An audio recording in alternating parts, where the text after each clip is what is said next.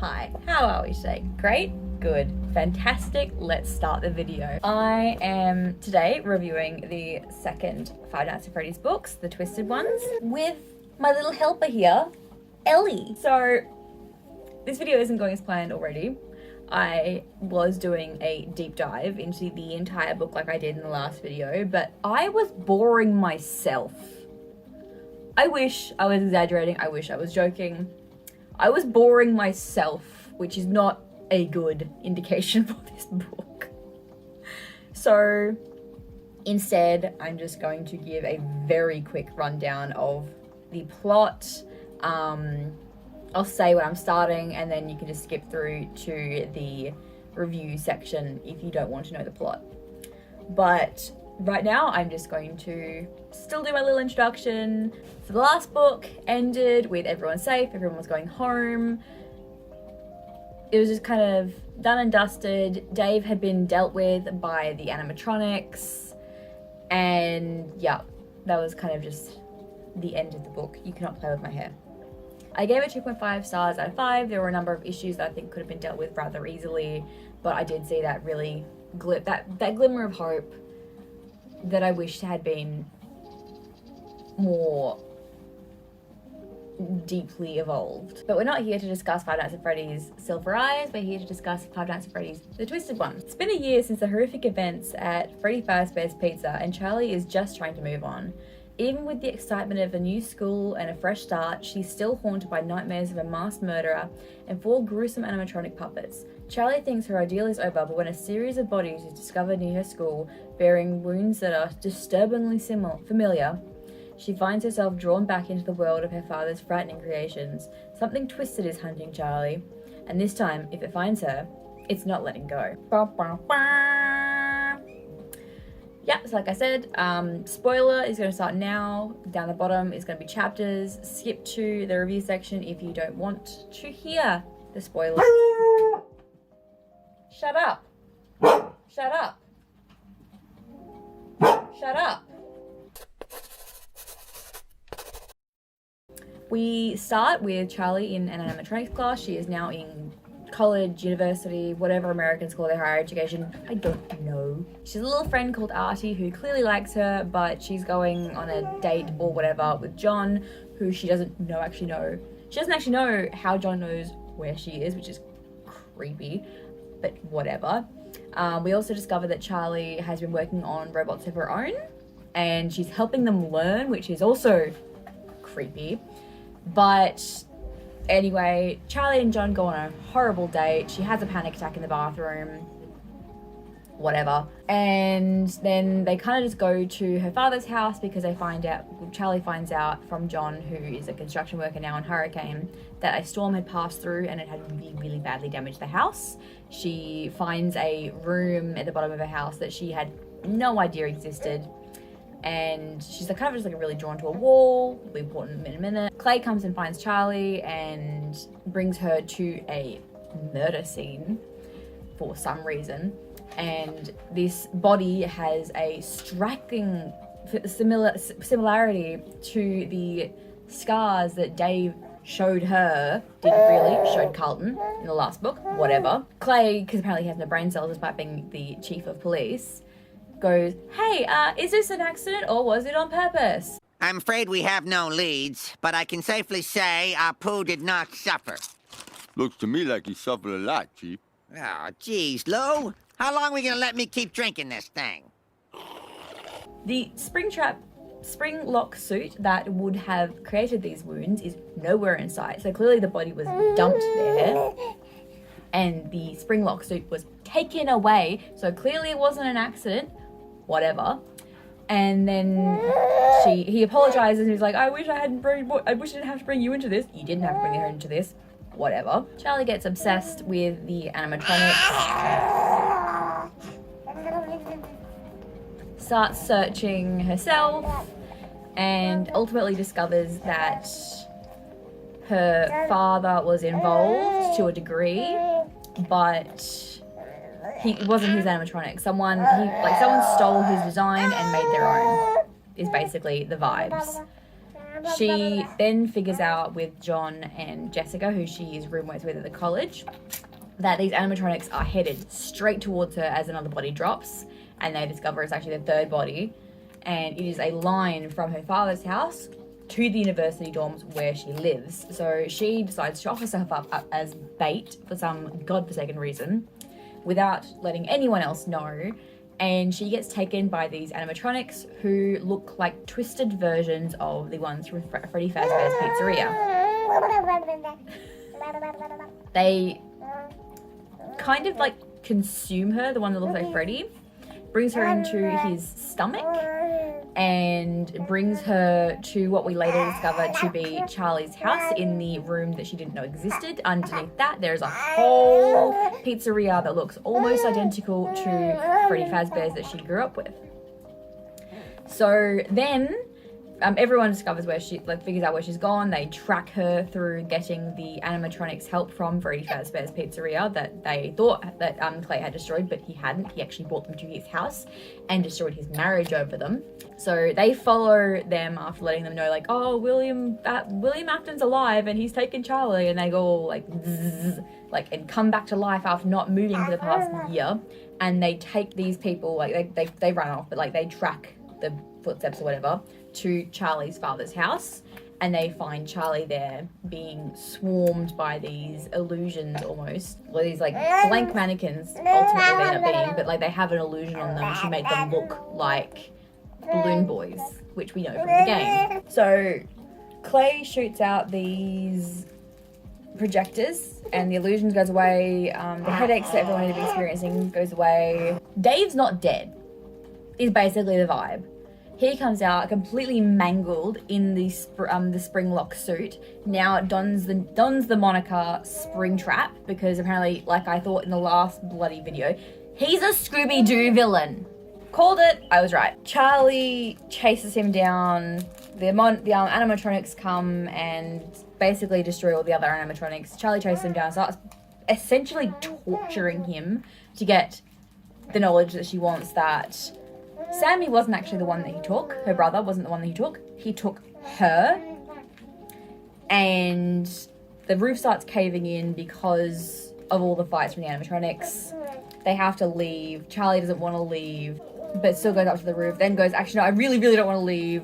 John says he loves her in a really manipulative way to get her to go with him. It works, but before she can actually leave, Twisted Freddy grabs her, drags her in.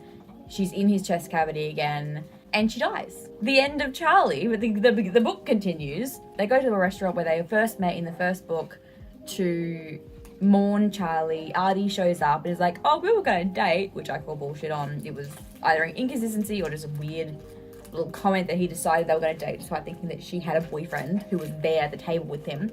Then Marla shows up, also mourning. John realizes that one of the people who were there, one of the police officers that were there when Clay called back up was actually Aunt Jen, Charlie's aunt and guardian. And then Charlie shows up. Jessica and Marla go like, oh my God, you're alive, you're safe, blah, blah, blah, and like hug her, like, oh my God, yay. But Artie and John look at each other and the book ends with one line, which is, that's not Charlie. And just as almost abruptly as the last book, it ends. At least it was a bit better than ending the last book because it wasn't just everyone goes home, they're safe. But whatever. This is the end of the spoiler section. We are now going to do the actual review because everyone who wants to know knows the story, because yeah, not much actually happened until about 250, that mark, the page 250. But after then, things actually started getting good. But before then, it was kind of boring. So I'll get into the review. I gave it 3 out of 5 because it wasn't a bad book. There weren't as many issues as the first one. It was just kind of boring.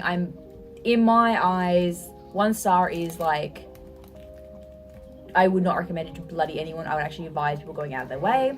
Book 2 is like, some people might like it, but like it really, really just wasn't for me. I did not like it. I would not personally recommend it myself for anyone who was like me. 3 stars is just meh. Like, it wasn't a terrible book, but it was not a good book. 4 stars is like, yes, it's a great book. Yeah, like I would so recommend it to anyone. 5 stars is I want to put this book on a pedestal and like just sing its praises forever and ever and ever. So this is 3 stars for me. I don't have as much to talk about as the last book in the review portion. It wasn't as bad, but there were also still a number of questionable themes, like the relationship between John and Charlie, where he still seems very stalkerish. Like when he was first introduced in this book, Charlie even says the line, "I don't know how he knew where I was, but of course he did because it's John." It says creepy to me, personally. I wouldn't, if my partner just knew where I was, like, not because he knows me so well, because John and Charlie don't know each other that well, really, but just because, like, of course he knew where I was. It's him. Like, my partner would still 100% be, like, calling me, like, hey, where are you, if I was gone. Like, he wouldn't just know where I am. And it's just really weird that John just knows where Charlie is. Pre-age of mobile phones and readily accessible information about people. I don't know, it's weird. The relationship is also still really forced. Overall, I just don't think that the characters have any chemistry. Literally any of them. Doesn't matter who the person is. They don't have chemistry with another character.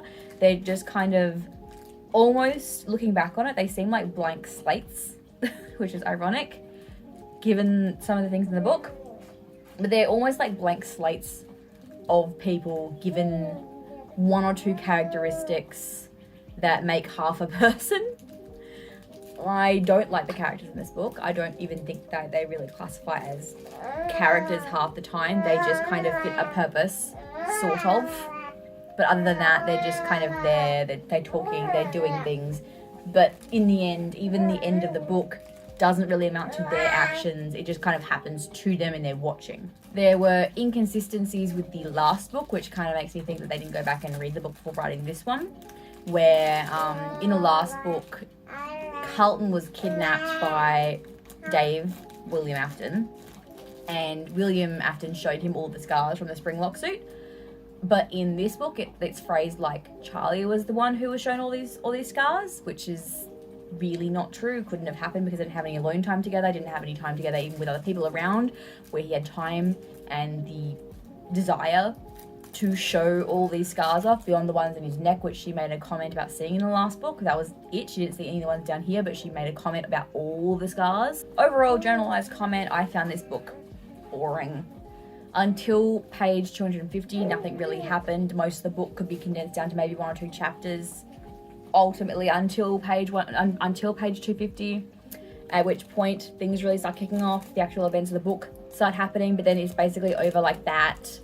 I think that if they condensed this book and the Silver Eyes down by half, they could have probably merged the two and made it one better, more concise book, because I feel like this one was almost a jumping point from book 1 to book 3, just to get that point to there, like the mindset of the reader. It feels like this book was almost like it was just like a few plot points stretched out to almost 300 pages, which made for, again, a very boring read. I found myself putting this book down. It took me a while to read this one because I found myself putting it down or rereading the same page like 3 or 4 times every time I tried to read it, because I was just getting so bored that I put it down and went to do other stuff. It did not give me that, oh my god, I gotta know what happened next. I need to know what's happening to this character. Oh my god, I'm so invested. I just was not connected. I kept putting it down. It was a difficult thing to read.